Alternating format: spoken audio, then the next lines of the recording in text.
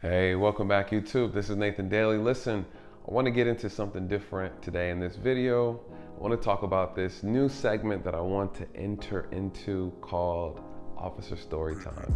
So what is Officer Story Time? This gives me an opportunity to share some stories from policing. So let me give you a quick story. I was about to say once upon a time. All right, not once upon a time, because this is actually once upon a time in reality. I responded to a 911 call along with my partner in reference to a home invasion. When we arrived on the scene, we noticed the door was kicked in and we had two victims who were assaulted. These victims were black males, young black males, I believe 17 and 19. Well, after speaking to them, they gave us the whole rundown. They had just got back from the mall and they just got inside the house. And right before closing the door was kicked open and two suspects walked in and brandished guns at them, ordered them to give them the merchandise that they had.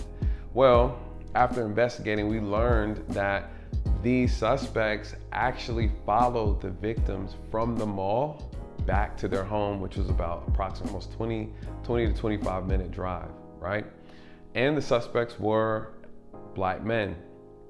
Well, one thing that was really interesting that stood out, these two victims actually went to the mall and they stayed in line for hours and hours and hours to purchase, guess what?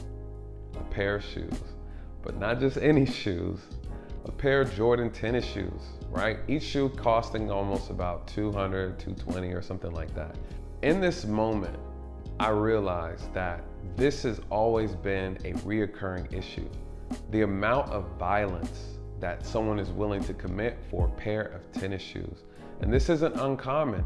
And what's interesting, the victim said, listen, I thought they were really going to take our life, right? If we did not give them these shoes. So the question is, why this story, right? Well, I was online and I saw a news article referencing the new release of the Jordan 12 Royal shoes, right? These shoes are supposed to be, I guess, new, but they look like the same ones that came out when I was in middle school. So I don't know, they all look the same to me, right? But one of the things that really caught my eye was just the fact that, man, October 9th, these shoes will be released. And it made me think, I pray that no one gets hurt, right? I pray that no one gets robbed. I pray that no one loses their life behind these shoes.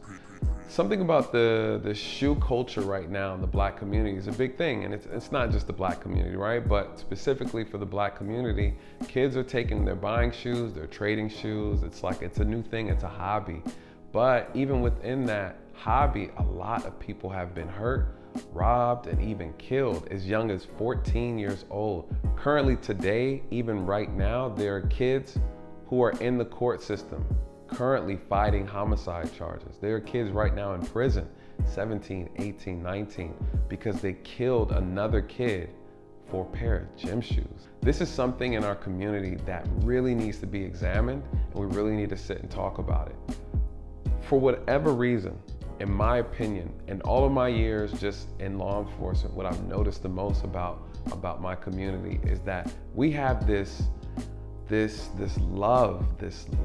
desire, like a lustful desire for things. And a lot of crime, I would say the majority of crime that I've investigated within the community has always been geared around stuff, right? People have fought, have died, and have battled over stuff that means absolutely nothing, stuff that has no value, right? Some shoes. I've watched kids get shot and killed over shoes all throughout America. You can see it, you can Google it, you can look at the data on it.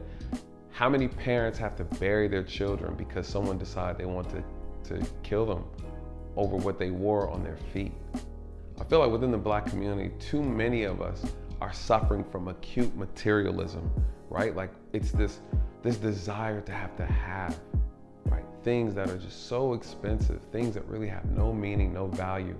We are willing to, if we can't afford it legally, do things illegally in order to obtain it and acquire it. And there's something to say about this insatiable appetite we have for validation, needing to be validated by our peers and validated by others, or the desire to emulate the lifestyle of those who have things that we do not. And And I feel like a lot of times within our community, it's the haves versus the have-nots, and we constantly want to compare ourselves.